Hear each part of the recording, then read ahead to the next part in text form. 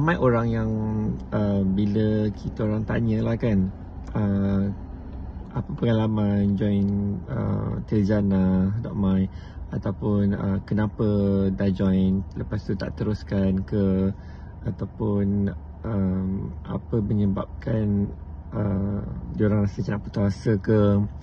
So antara feedback yang kita orang dapat lah kan, antara feedback yang kita orang dapat adalah diorang cakap diorang jumpa orang yang salah lah kan. Banyaklah kriteria yang salah. Contohnya lelaki ni main-main je, ataupun perempuan ni tak serius. Dia nak yang lawa je, dia nak yang handsome je, dia nak yang kaya raya je. So kita rangkumkan semua alasan ni sebagai jumpa orang yang salah lah. Okey, yang salah. So dia bagi alasan macam tu lah. Dia stop, dia rasa give up, dia rasa frust sebab jumpa orang yang salah. Okey, jadi apa yang kami nak cuba bagi satu lagi sudut pandang adalah kita tak boleh bagi kuasa kepada orang yang kita jumpa yang salah-salah tu, bagi kuasa kepada dia supaya dia berkuasa untuk bagi kita putus asa kan. Dia berkuasa untuk pastikan kita lambat lagi nak bahagia. Dia berkuasa untuk pastikan bahawa kita tak bersemangat dah nak teruskan pencarian kita. Okey, so silaplah dekat situ kan. Bila kita stop mencari, kita stop berusaha, disebabkan apa? Disebabkan kita jumpa orang yang salah kan. Kita jumpa orang yang salah. Banyak point of view yang mana bagus jumpa yang salah awal-awal ni supaya kita tak salah kemudian kan. Dan juga setiap orang dia ada preference masing-masing kan. Kita ada preference kita kan. Ada yang kita tak suka, betul tak?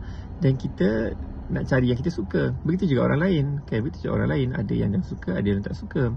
So kita yang utama sekali, kita jangan benarkan kita jumpa orang yang salah, lepas tu dia jadi penghalang untuk kita jumpa orang yang betul. Okey, kalau kita jumpa orang yang salah yang pertama, kita jumpa lagi orang yang kedua. Kalau salah lagi, kita jumpa orang yang ketiga. Salah lagi, kita jumpa orang yang keempat. Kita tak tahu bila kita akan jumpa orang yang so-called betul tu lah kan. Kita tak tahu. Kita tak tahu. Jadi kenapa kita nak give up pada orang pertama kan? Kita cari kerja. Cari kerja kali pertama kena reject. Kalau kita betul nak cari kerja, adakah kita akan give up pada orang pertama? Oh, orang pertama dah jumpa lah majikan yang salah. Nampak garang je, nampak tak tentu arah je, nampak office teruk je. Kita give up. So kita akan jumpa majikan yang betul, yang baik, yang kita suka. So bila cari kerja, tak jumpa, tak okey majikan pertama, kita pergi majikan kedua. Majikan kedua mungkin kita nak dia, dia tak nak kita, tak dapat juga. Majikan ketiga, dia nak kita, kita tak nak dia.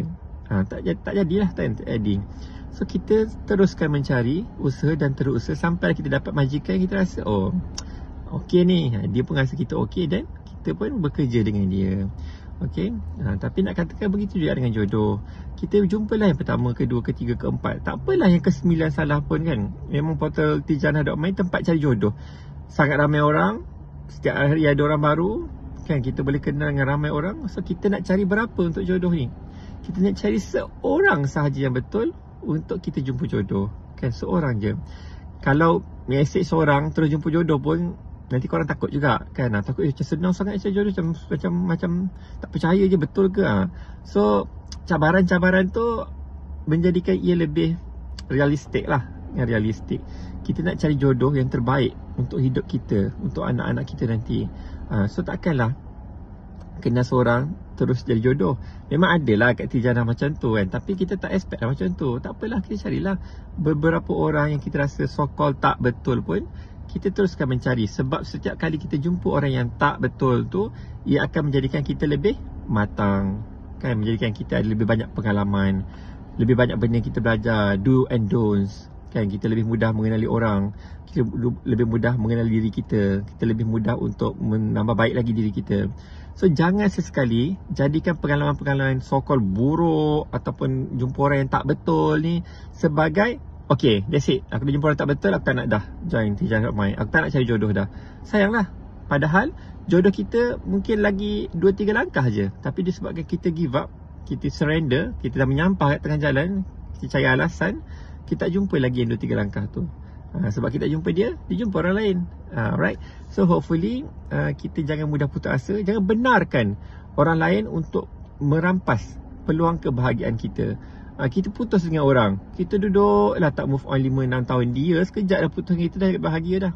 Kenapa kita tak jadikan pengalaman kita dengan dia yang buruk, yang dia yang kononnya dia mengkhianati kita apa, kenapa kita benarkan dia untuk bagi kita suffer 5 tahun ni kan? Bagi kita suffer 5 tahun. So janganlah, dah nak menangis ke menangislah, tapi janganlah sampai bertahun-tahun kan. Ambil masa sedikit dan kita decide, okay, aku kena move on. Aku kena cari orang yang boleh membahagiakan dan aku boleh bahagiakan dia. Alright.